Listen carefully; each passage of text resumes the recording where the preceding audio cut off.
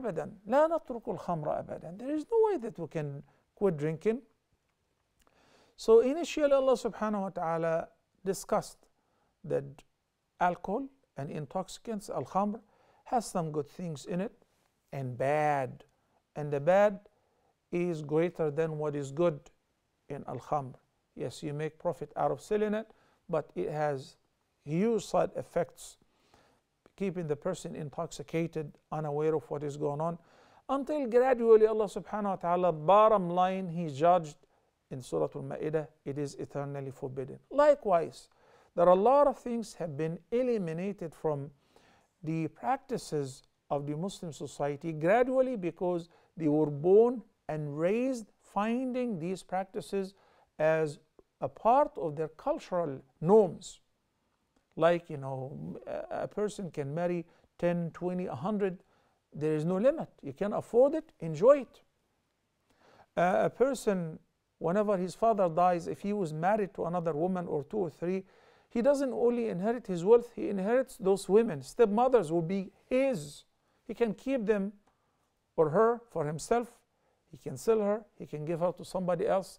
It's like an object. Women have no shares in the inheritance.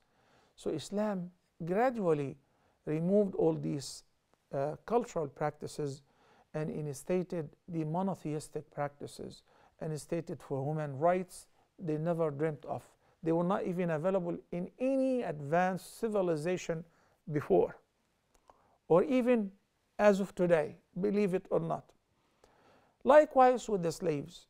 The nature of the Prophet of Islam, Muhammad sallallahu alaihi wasallam, he was naturally kind, forbearing, merciful.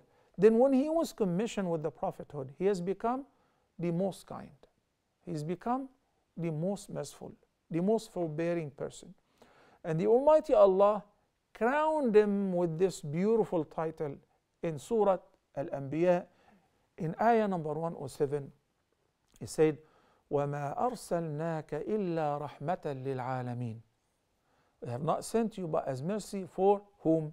For the existence, whether the human beings, including your friends, your enemies, your followers, non-believers, your mercy for everyone, your mercy for animals, your mercy for plants, your mercy for nature.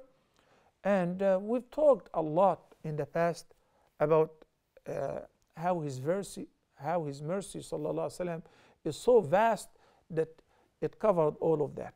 And we'll give you examples.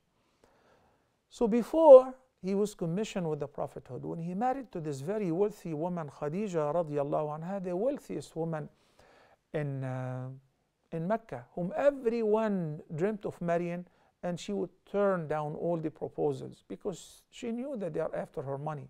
She was beautiful and rich meanwhile.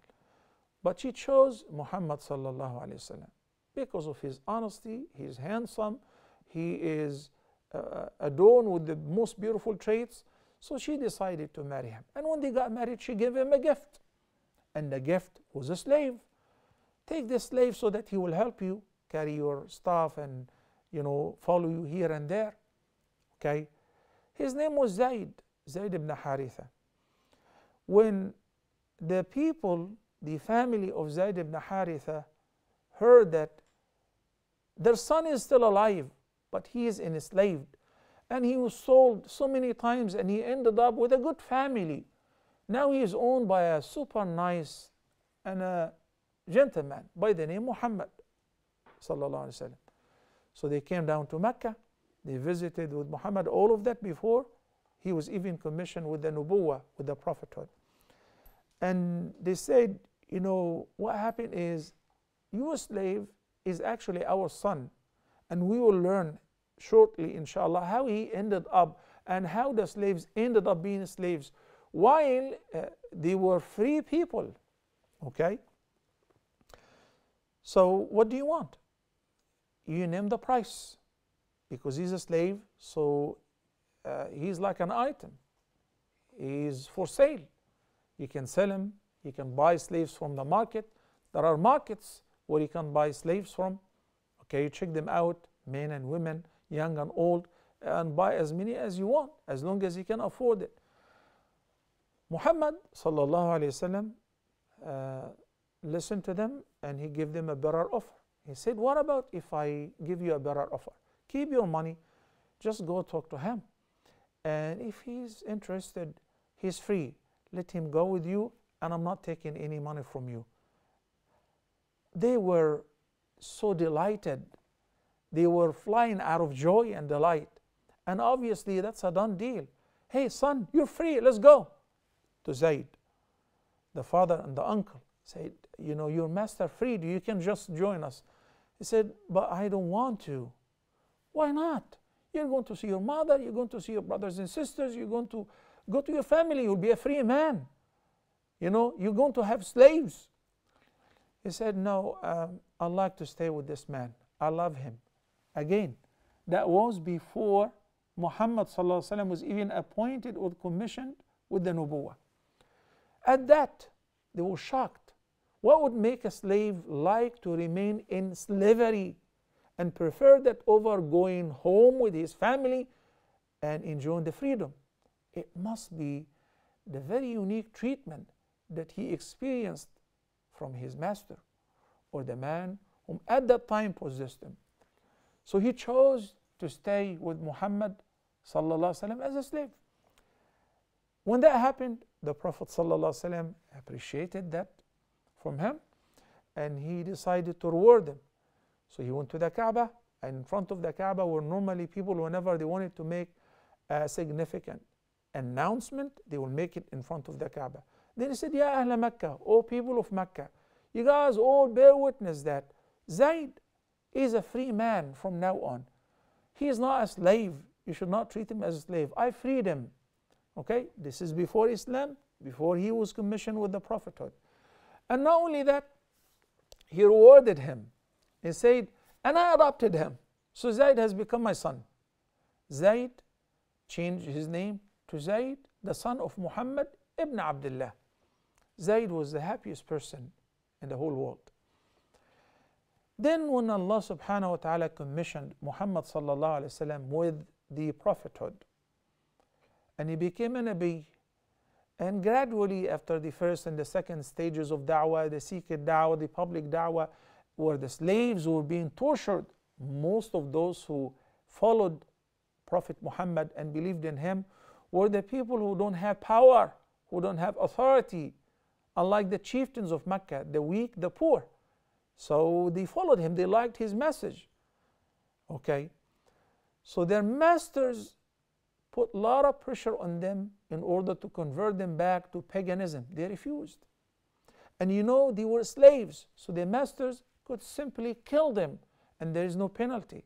That was the norms before Islam as well. A master can kill his slave or a slave, and no one would blame them. No one would ask, why did you do so? There is no penalty. I own him, like any object.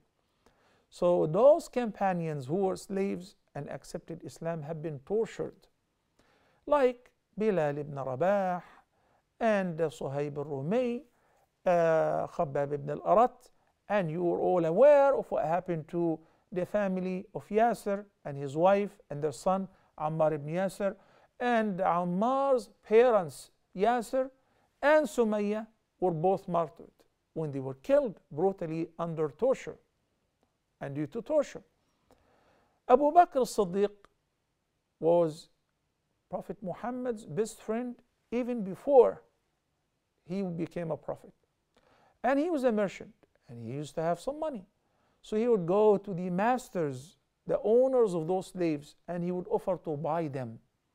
Then when he buys them, he would even sometimes pay double and triple the price. Then he would free them. So his father said, Ya Bunay, he said, why don't you buy the powerful slaves? At least they can help you in business and trade. And he said, my father, I'm not buying them to possess them. I'm buying them to free them. So he purchased Bilal ibn Rabah, and he paid more than what his master was asking for, and he freed him for the sake of Allah. Okay? And many others. Then when they migrated to Medina, a new set of rules started evolving. I would like to share with you initially what were the resources of slavery worldwide before the Islamic legislation started. Number one, it was wars.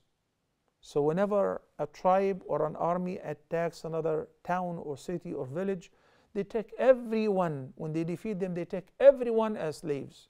But this woman has a wife, the kids belong to a free man, whether he's a chieftain, whether he's, everybody will become their slaves. Okay, even it is not justified war, it's like raiding another nation or another tribe or peacefully living, then they just attack them, they took their wealth and they took them into slavery. The second is kidnapping. The caravans which will be traveling for trade and business, whether to Asham in summer or to Yemen in winter, they feared most not only capturing their caravans and stealing and robbing their goods and their wealth, but also themselves. They will be taken and put into slavery. Men, women, old, young, everyone. And the third, the penalties and the punishment for certain crimes like murder, stealing, somebody is caught with a crime. So this person's punishment was to put him into slavery. He is not free man anymore. There is another resource which was inability of settling a debt. Somebody borrowed money for a reason or another, he was desperately in need. I will pay you a year from now. He failed to pay, he failed to come up with the interest, the riba. So the creditor will possess the borrower, the debtor. He'll become his slave or her slave because he failed to make the payment. The father, actually, not only that he was a family guardian and a family father, but he also possessed his children. So he have all the right to sell any of his children whenever and whichever way he likes and to whomever he wills. Then the offspring of the slaves automatically become slaves. It was a big mess. So basically, whoever will get into the vicious cycle of slavery, not a chance to come out of it. Then when Islam came and Allah subhanahu wa ta'ala started setting set of rules and regulations in order to limit and dry up the resources for slavery and open many doors for the freedom of the slaves. This chapter is talking about that. And this is very crucial, brothers and sisters. It is not possible for anyone to believe even in their own religion, to love their own messenger, to honor and respect the Quran, unless if they know what is it all about, if they study it, whenever there is a misconception that is raised. So you say, yeah, how come there is slavery in Islam? Did not bother to ask. If you were to ask, you will be very pleased. You will be the happiest person to recognize that you're following the ultimate truth and there is no other truth but this religion. That is the only religion that the Almighty Allah prescribed for His servants and accepted from them. Inna ad-deena inda Allahi al-Islam. And if this is the case, then all the legislations, the instructions, the do's and do not do's are divine. And from whom? Hakim, Khabir. Tanzilun min Hakim, Khabir. The one who's full of wisdom, the source of hikmah, the Almighty Allah. Khabir, fully aware and well acquainted of everything, of what is beneficial for His servants. What will bring them peace of mind and a happy life is only Allah subhanahu wa ta'ala. أَلَا يَعْلَمُ مَنْ خَلَقَ وَهُوَ اللَّطِيفُ الْخَبِيرُ. So enjoy learning about your deen. Spare some time. You find first, with regards to the first source of slavery, which is war. Allah subhanahu wa ta'ala says in Surah Muhammad sallallahu alayhi wasallam in ayah number 4, فَإِمَّا مَنًّا بَعْدُ وَإِمَّا فِدَاء حَتَّى تَضَعَ الْحَرْبُ أَوْزَارَهَا. Yani in case that you fought against the enemies, the non-believers, so you killed some of them and you've taken prisoners of war, some of them, then you have the choice. Mannan, yani to free them without any ransom, without any compensation. وَإِمَّا فِدَاء, or you accept the ransom based on your judgment use your best judgment. Allah is giving you the choice on the Battle of Badr. And the Battle of Badr, Badr al-Kubra, particularly was something unprecedented for many, many reasons. Number one, that it was the first serious confrontation between the Muslim party, the believers' party, who have been persecuted, killed, their wealth have been confiscated for years, 13, 14 years. And the tyrants, the chieftains of Mecca, driving an army of 1,000. Okay? So Alhamdulillah, the small party defeated the huge party. They killed 7 of them, and they've taken many of the chieftains of Mecca as prisoners of war. And they can afford, and those who cannot afford, the Prophet ﷺ, look how he dealt with them. And I'm just asking you to imagine, after 13 years in Mecca, then chasing them for another couple years, we're talking about 15 years of constant torture and suffering. The torture and harassment reached to the level of killing some of the companions of the Prophet ﷺ. Okay? Istid'af. Now, those tyrant guys are under our control. They are our slaves according to the international law. They wouldn't be doing anything wrong. They have taken them as slaves. But the Prophet ﷺ freed them. If you pay ransom, and if you don't, the ransom was, in many cases, you know how to read and write? Well, teach a few Muslims how to read and write, then you're free. You go home. That's it. Umar ibn Khattab was of the opinion that, we've suffered a lot out of those people.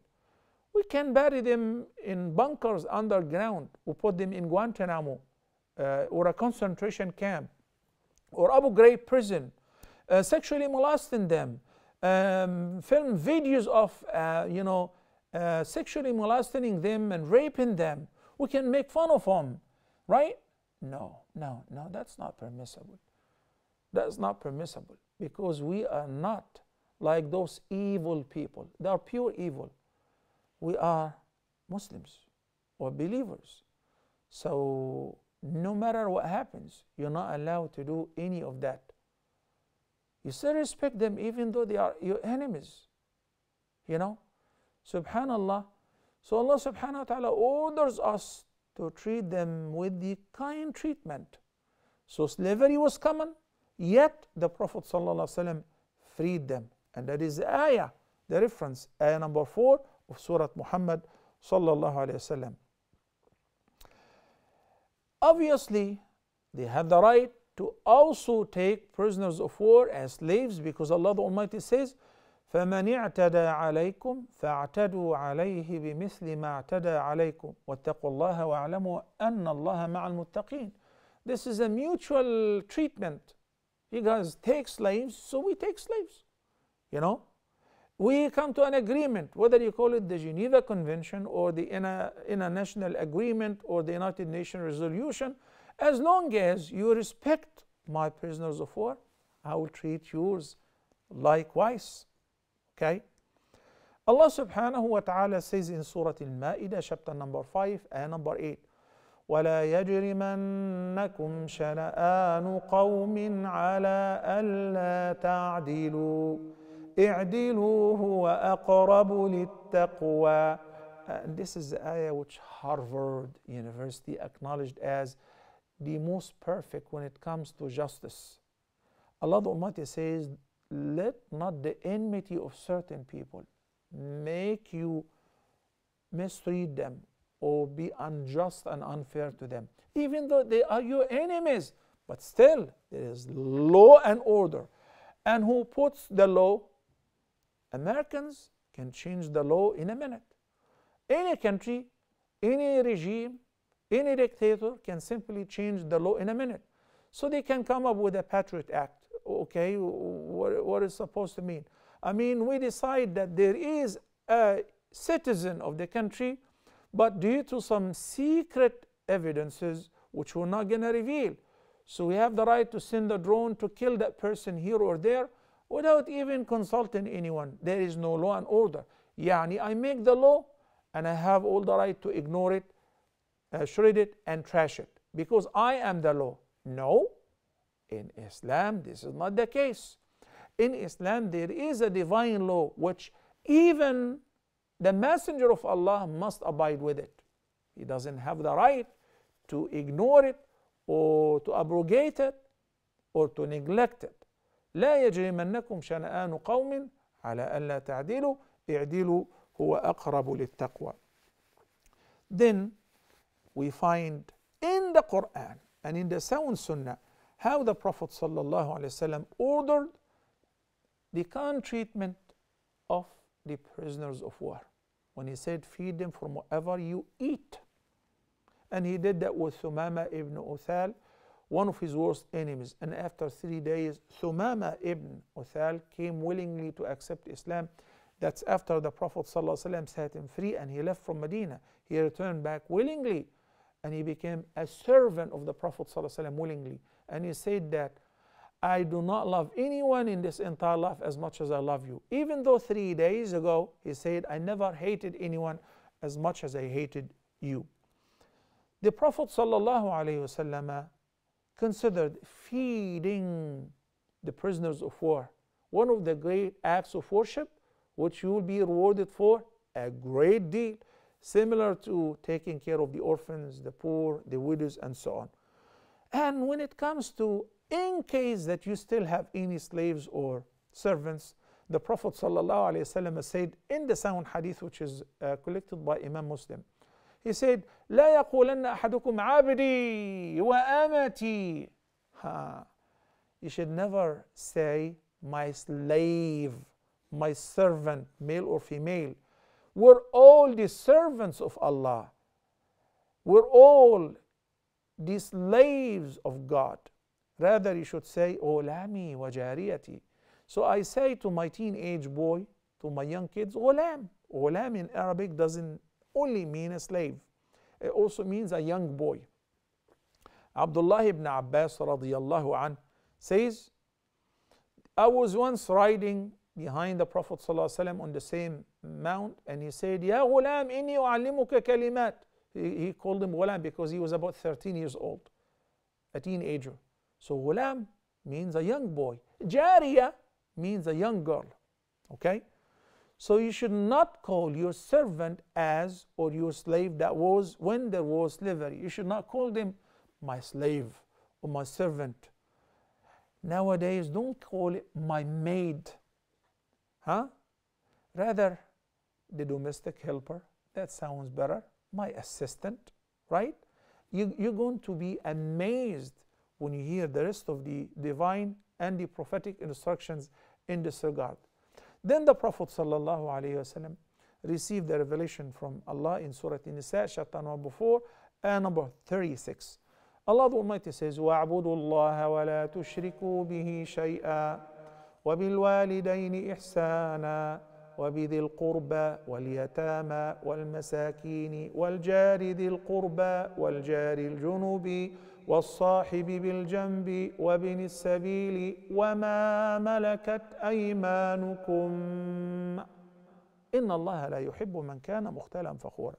So Allah, after commanding monotheism and worshiping Allah alone and not associating with Him any in worship, He said, and you must be kind and dutiful to parents, orphans, poor, neighbors, Muslims and non-Muslims, relatives, and those who have nothing to do with your family, and the wayfarers, and he did not say slaves. He said, مَا مَلَكَتْ أَيْمَانُكُمْ, and what your right hand possesses. Indeed, Allah does not like the arrogant, the boastful ones. The Prophet ﷺ said in the hadith, من قذف مملوكه وهو بريء مما قال جلد يوم القيامة إلا أن يكون كما قال. It's a sound hadith collected by Imam Bukhari. Not because you owned a slave back then, again, when that was the norms.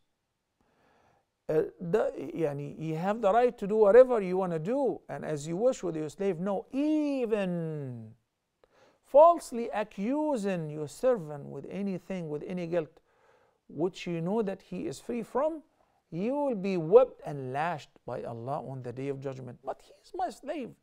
We say, not slave. He is your brother. She is your sister. He is a domestic helper. He is a ghulam or a jariyah. Still some more to address, inshallah, in this regard. But I would like to take a short break and we'll be back in a few minutes. Please stay tuned.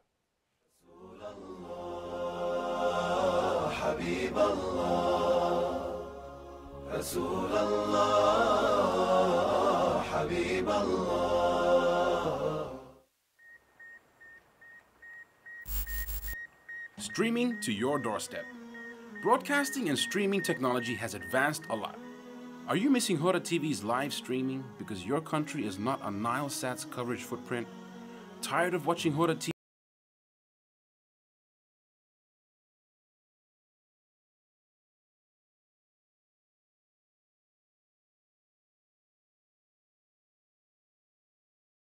You can sit back in a Wi-Fi environment and watch Huda TV and plenty of other meaningful channels as well as VOD content directly on your big screen without satellite dishes or receivers. We haven't forgotten about your little angels. They can watch their favorite cartoon channels and also play integrated games by using the remote control device or external joystick as a controller for the embedded @SUBSCRIBE TV games. Order your device now through our website, www.smercy.com. That's www.smercy.com. Wishing you and your family beneficial TV time together. SMERCY sends a message of mercy to everyone.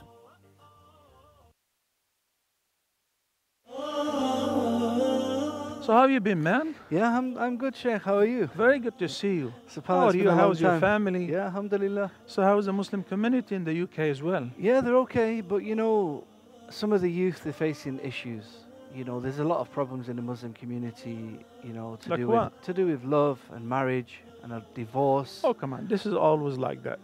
Yeah, but I think a lot of these things could be avoided, you know, if they just study and learn about Islam, learn about what Islam has to say about all these things. So what are you suggesting? Well, I'm thinking maybe we can do a program where I ask you some questions. We can ask about the questions to do with love and marriage and divorce and go through all the rulings, go through all the advice. I like the idea. Do you think? Especially as a marriage counselor, I've been following up with the divorce rate worldwide and including among Muslims. Muslim communities, whether living in the West or even in Muslim societies, it's really scary. There is a big time rise in the divorce rate. It's very scary. And I believe the main reason is simply lack of knowledge. People get married and they don't know much about the responsibilities that they need to shoulder, the ahkam, the rules and regulations. That's why they just divorce each other 3, 4, 5 times and they don't know. I mean, Sheikh, we could cover all this in a nice series where, you know, I think it'd be really helpful. Well, what do you think? If you are going to host me, I will be more than happy to do it. Yeah, I mean, what do you want to call it? What I want to call it, what about fiqh of love? Fiqh of love? Yeah. I like that. So this way we discuss, we need to discuss about love, marriage maintenance, and what is in between, all the way to divorce and khula. MashaAllah. So make sure you tune in to this brand new series of the Fiqh of Love. Assalamu alaikum wa rahmatullahi wa barakatuh.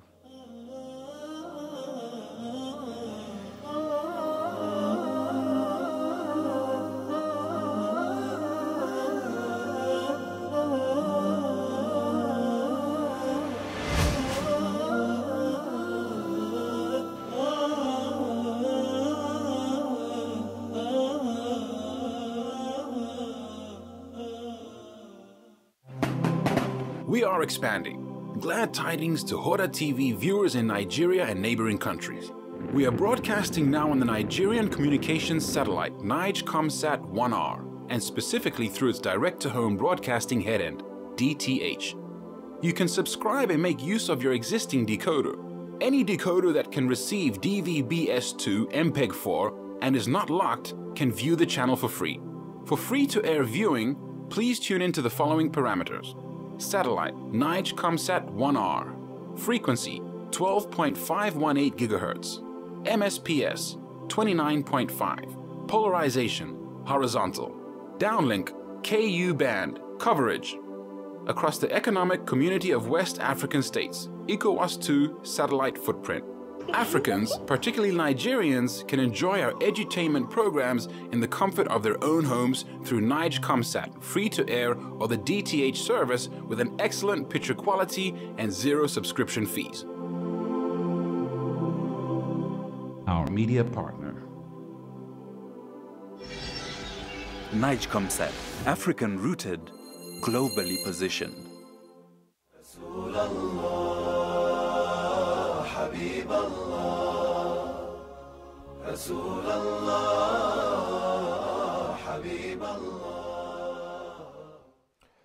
Assalamu alaikum wa rahmatullahi wa barakatuh, and welcome back to the second segment in today's episode of Gardens of the Pious.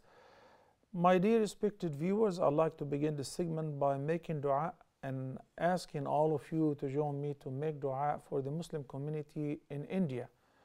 Unfortunately, a state of unrest is happening there due to the Indian fascist mob attacking and killing Muslims and burning some of their places of worship. And as usual, the international community is deaf and blind because the victims are Muslims.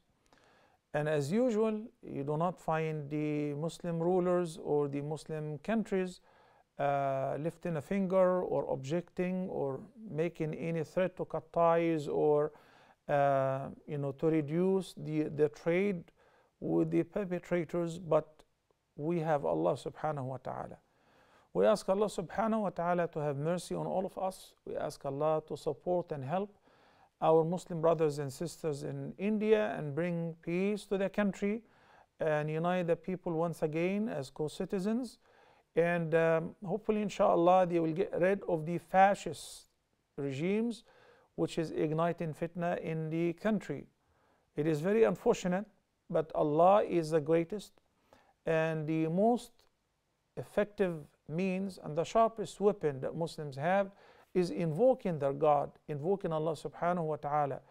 He is Al-Qadir and He is able to do all things. So we ask Allah subhanahu wa ta'ala, and I'm requesting you to include the Muslims in India in your prayer. May Allah subhanahu wa ta'ala bring peace to them, protect them and secure them.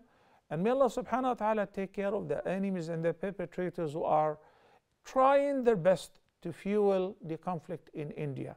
May Allah bring peace to India at large. Ameen. Barakallahu feekum. Sister Khadija from Canada, Assalamu alaikum. Wa alaikum salam wa rahmatullahi wa barakatuh. My friend gave me the number. I have a couple questions. We had a discussion about something. It's about the prayer and the fasting. And the prayer, I was telling her that, let's say sometime we go out and it's time for us to pray. At that time, we're not home. So let's say the 12 o'clock prayer. At that time, you're outside. By the time you come home, it's about to pray for the one at 4 o'clock. So I was asking her, which one do you pray first? Whether the one you miss or the one that is about to come right now. She told me that you have to pray the one is about to come before you pray the one that you miss.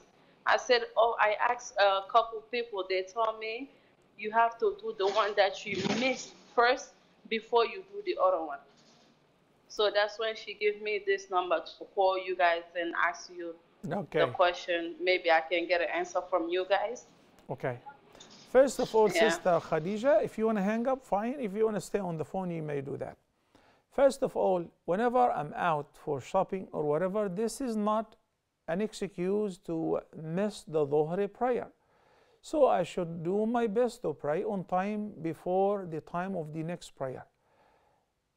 Some circumstances where it is not possible to pray outside, I don't have a place to pray, you may join the two prayers together with this intention. But keeping the order is a must. So I'm not allowed to pray Asr, then pray Dhuhr. Which means if I came home and it's already Asr time, or even I went to the masjid and they're praying Asr and I haven't prayed Dhuhr yet, You will join the Jama'ah with the intention of praying Dhuhr, because Dhuhr comes first. So maintaining the order of the prayer is a must and is a condition for the validity. You cannot pray Asr, then go back to pray Dhuhr. Barakallahu fiki, Sister Khadija from Canada. And you're most welcome as a new viewer to the program. Now, the Prophet ﷺ made it very clear when it comes to, giving and granting the slaves rights like the free, exactly like their masters. Imagine, we said before that if a master killed his slave, he's not blameworthy. Who's going to account him? Who's going to penalize him? No one. But in Islam and under the umbrella of the Sharia, the Prophet ﷺ said, من قتل عبده قتلناه ومن جدعه جدعناه, in the sound hadith. Whoever happened to kill deliberately his servant, then the equality in punishment will be applied to him. He will be killed as a result. You break his nose, we break your nose. Oh, not only that, he forbade stretching out your hand to slap the servant or the slave, and he said the ransom for that is to free him or her. When a man happened to slap his jariyah, his slave back then, and he came to the Prophet ﷺ and said, set her free. That is the ransom for slapping the slave.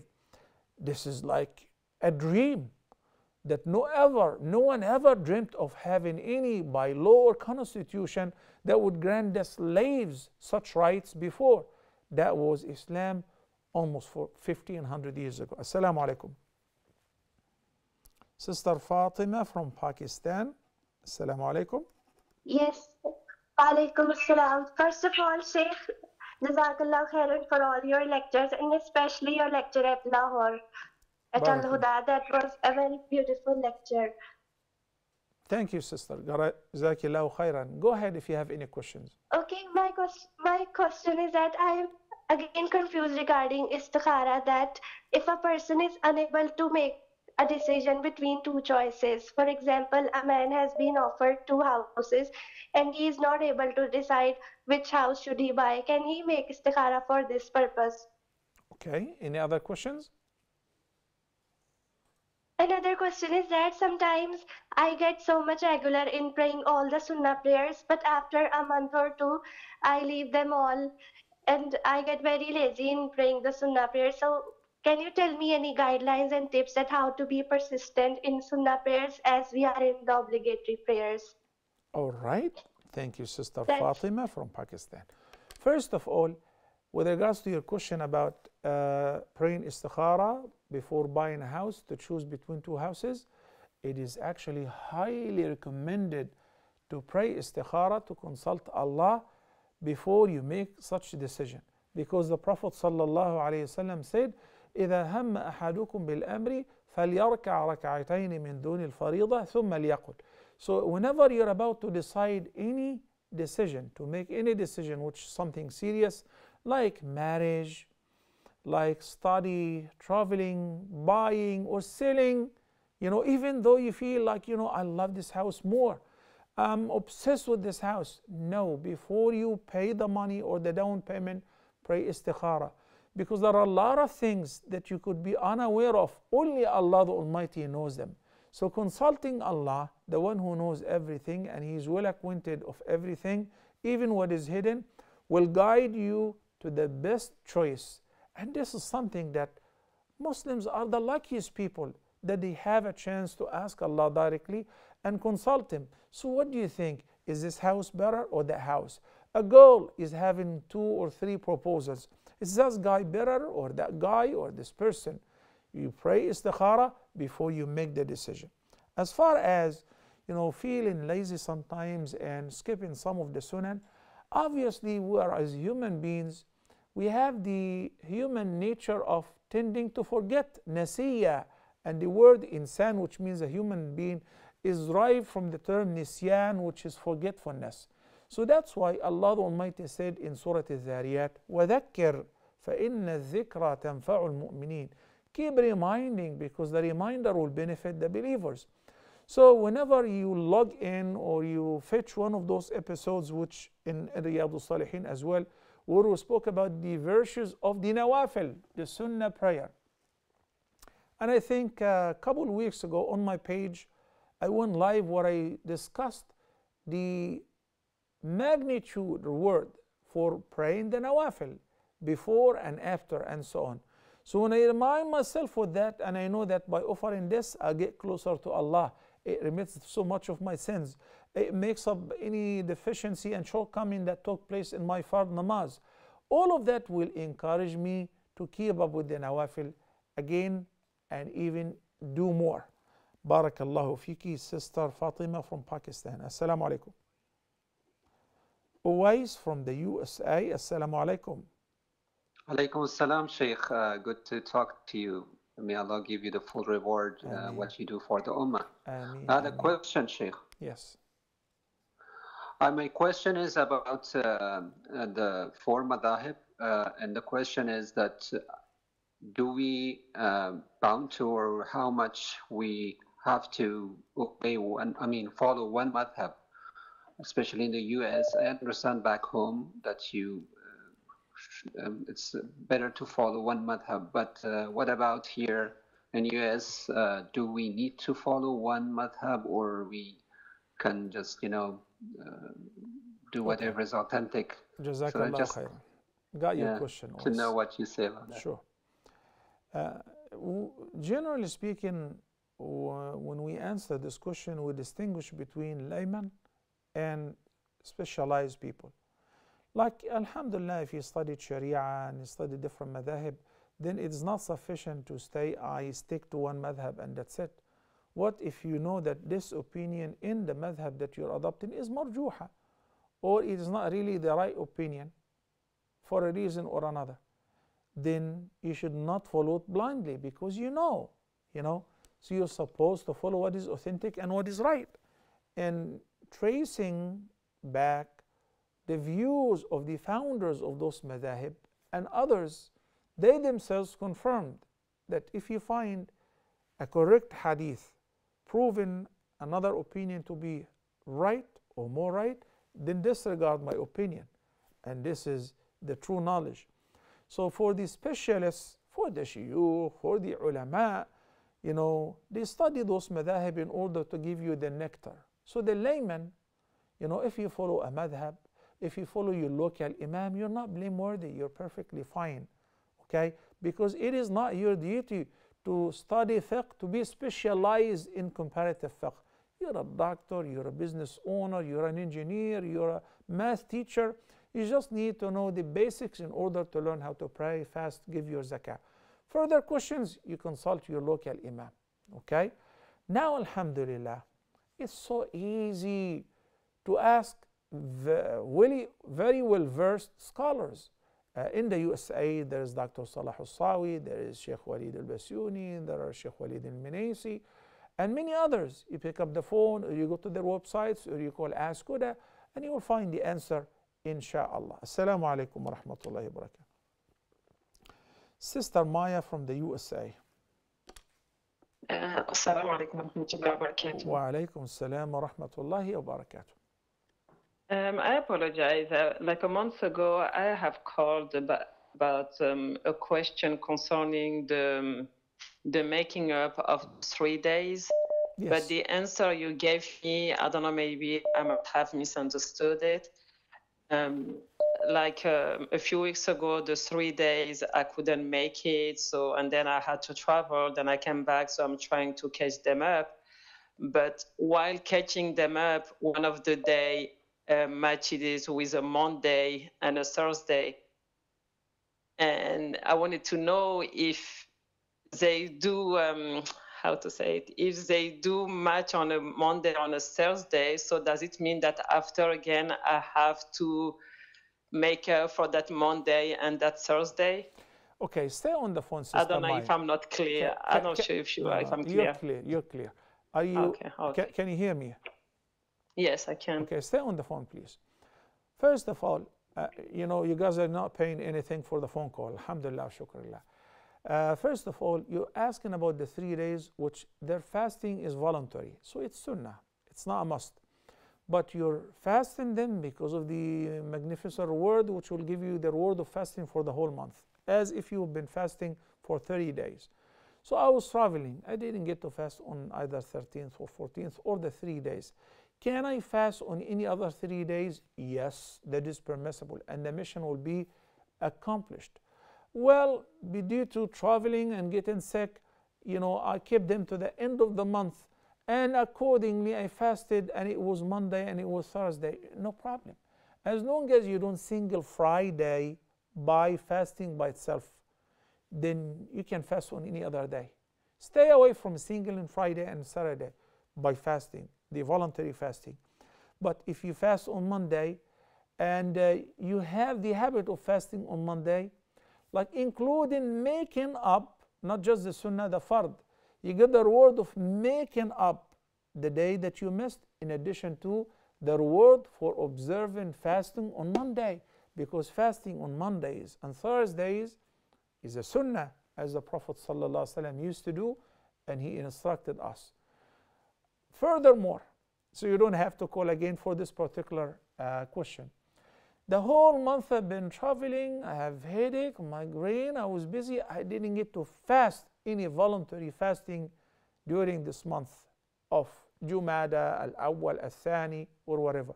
Now we started Rajab.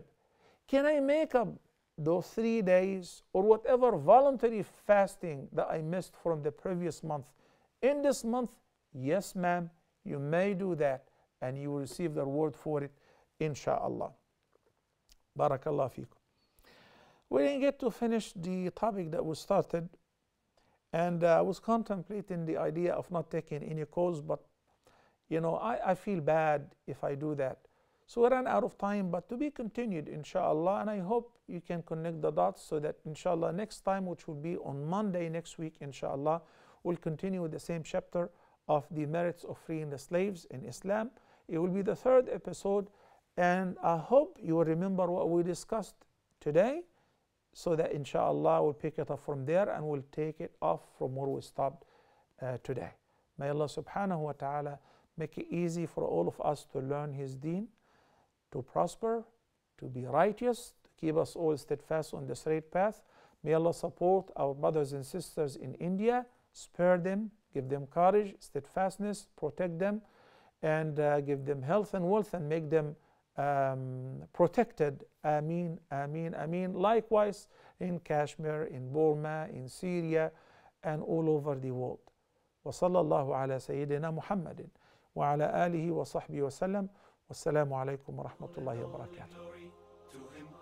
He wanted humans to be the best and give his best religion to them. Allah our God is the greatest, the one and only glory to Him.